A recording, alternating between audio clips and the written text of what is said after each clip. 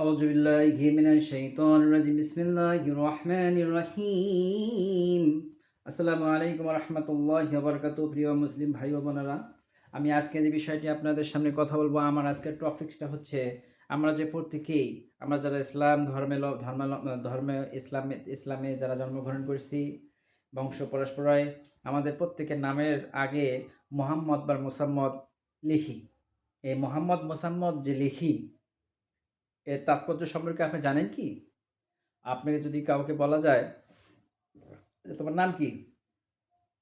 আমরা বলি মোহাম্মদ খন্দকার আহমেদ, কিংবা কেউ বলে মোহাম্মদ মোশাররফ হোসেন, কেউ বলে মোহাম্মদ শাহজালাল ইসলাম, কেউ বলে মুস্তাক আহমেদ। তা আহমেদ মোহাম্মদ আপনি নামের সঙ্গে জড়াইতেছেন, কিন্তু সেই আহমেদ মোহাম্মদকে চেনেন? এই আহমেদ মোহাম্মদ কে? এই আহমেদ মোহাম্মদ কেন লাগাইতেছি আমরা? এই আহমেদ মোহাম্মদ মানে কি? ইনি হচ্ছে আমাদের সর্বশ্রেষ্ঠ নবী, সকল মানবকুলের শ্রেষ্ঠ মানব হযরত মুহাম্মদ সাল্লাল্লাহু আলাইহি ওয়াসাল্লাম। এনার পদমর্যাদা সম্পর্কে আমরা জানেন?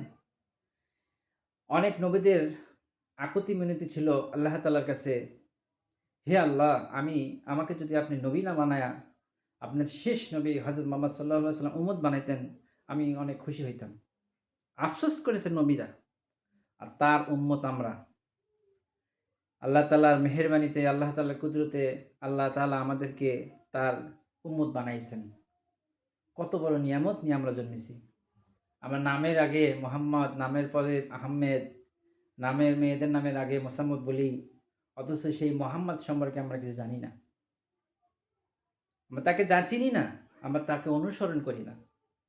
যার যার ওসিলা ছাড়া, যার সুপারিশ ছাড়া আমরা কখনোই জান্নাত যেতে পারবো না।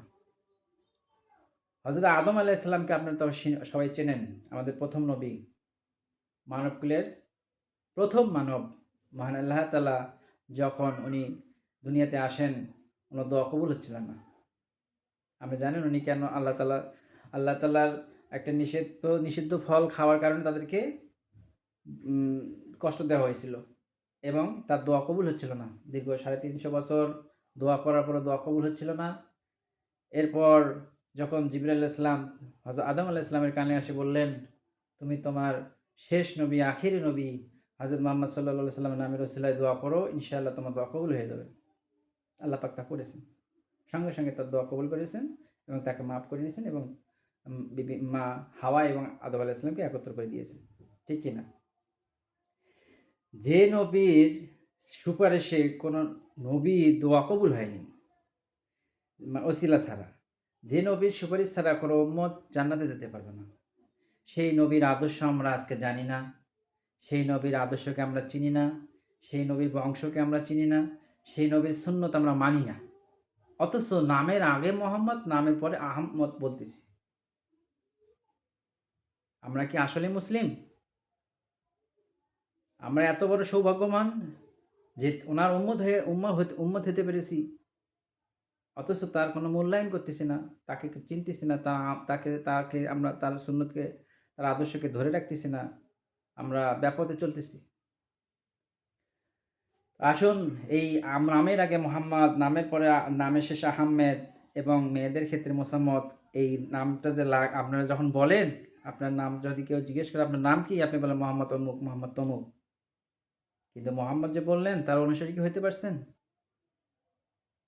আর আসুন, মহান আল্লাহ তাআলা আমাদের সবাইকে এই নামের আগে মোহাম্মদ এবং নামের পর আহমেদ এই নাকে চেনার তৌফিক দান করুক, এবং এনার আদর্শে আদর্শিত করার তৌফিক দান করুক।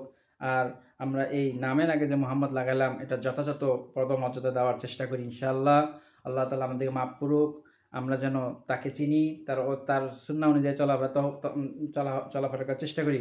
আল্লাহ তাআলার কাছে দোয়া করুন, এবং সবসময় আল্লাহর আদেশ নির্দেশ সম্পর্কে মেনে চলার চেষ্টা করুন। তা আসুন, আমাদের সেই হাবিবকে, সেই মুহাম্মদকে চিনি, তাকে জানি, তার আদর্শে আদর্শিত হই, তার অনুসারী হই। ইনশাআল্লাহ আল্লাহ তাআলা, মহান আল্লাহ তাআলা আমাদেরকে অবশ্যই জান্নাত দিবেন। তাহলে নতুবা কোনো লাভ নেই। ওই মুহাম্মদকে না চিনলে, ওনার অনুসারী না হলে আমাদের নির্ঘাত কোথায় যেতে হবে? জাহান্নামে। যাই হোক, আমার এই কথার মাঝে কোনো ত্রুটি থাকলে অবশ্যই আমাকে মাফ করবেন ইনশাআল্লাহ। আর আমরা সেই মুহাম্মদকে চিনি, তার আদেশে আদেশিত হই। আসসালামু আলাইকুম ওয়া রাহমাতুল্লাহি ওয়া বারাকাতুহু।